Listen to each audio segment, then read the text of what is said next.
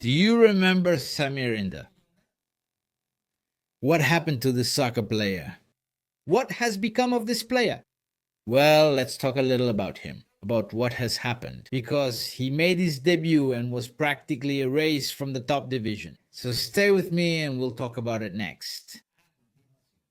I'm Jesus Bernal and I thank all of you for your attention. Thank you so much for being here with me to talk about the latest regarding the Chivas team and the Samir Inda case. Without further ado, let's start with this video with the latest news from the Chivas.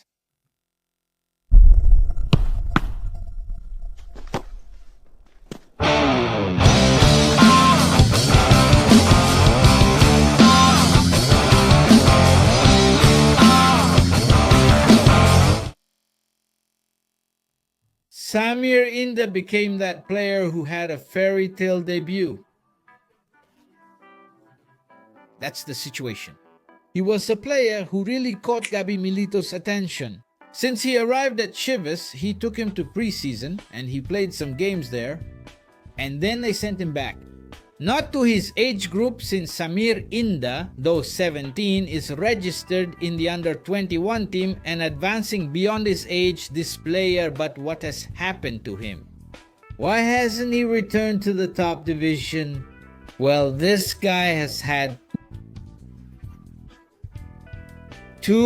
one circumstance. The first one, he's been called up to the under-18 national team, requiring him to attend training camps and call-ups, taking time away from his team.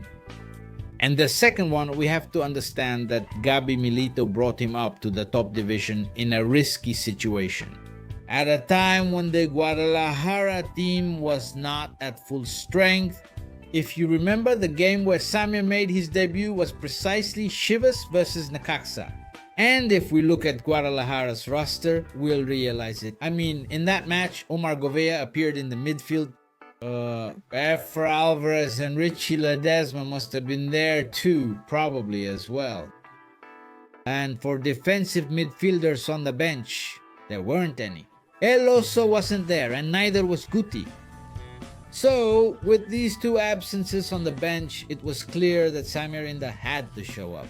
Even after the game against Necaxa, if I remember right, Samir was called up for the Puebla game, but he didn't get to play in that match. Well, what happened to him? What's up with that? The truth is that for most of this tournament, or in most of the matches he played them with the Tapatio squad, where he had many more chances to play. And here are his numbers, right? He played against Atlante in week 5, Tlaxcala in week 7, Correcaminos in week 8, and in weeks 12, 14, and 15 played with this team, with this club too, and there we see it, right? Always as a starter, in fact, except for the match against Correcaminos. He started in all the others, so relax. Surely Samir Inda will get his chance again next tournament. I would think or believe that he's one of the players that Coach Gabi Milito will have to call up. He played just 4% of the minutes in his age group, only one match. The rest of the time, he was with the top division team or Tapatio. So we'll have to wait, but surely Samir Inda will get another chance next season. It's up to him to earn his first division spot in preseason.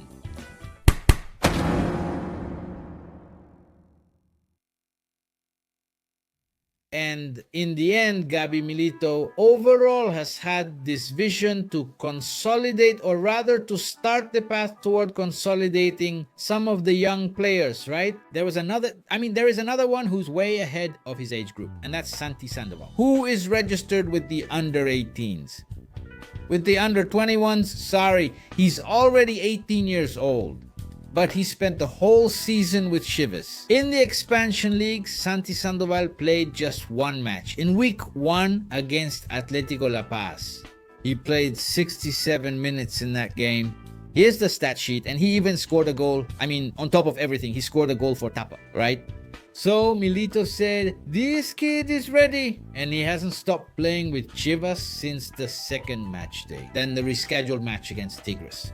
And in absolutely all the games, or most of them, he only missed one. That's all. Coach Gabby Milito used him. So it's also a great job that was done with Santi Sandoval during this tournament. I think he already has his spot for next season in the top division. And he just needs, that chance, that opportunity to become a top division player with more minutes. Milito has given them to him.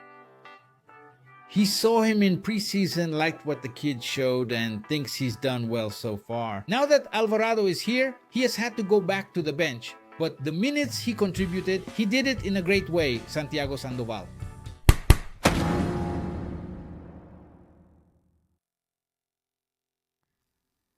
Alright, for now the Chivas team is on a break. The decision in the end was to give them a bit of rest.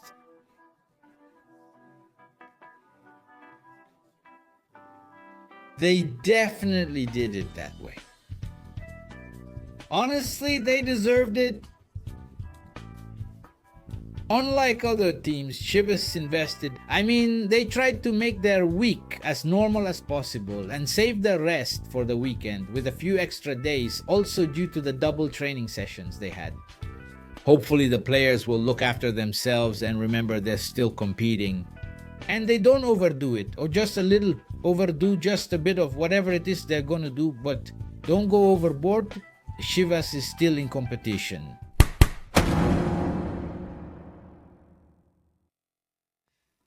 And finally, the match between Chivas and Cruz Azul is getting closer and closer.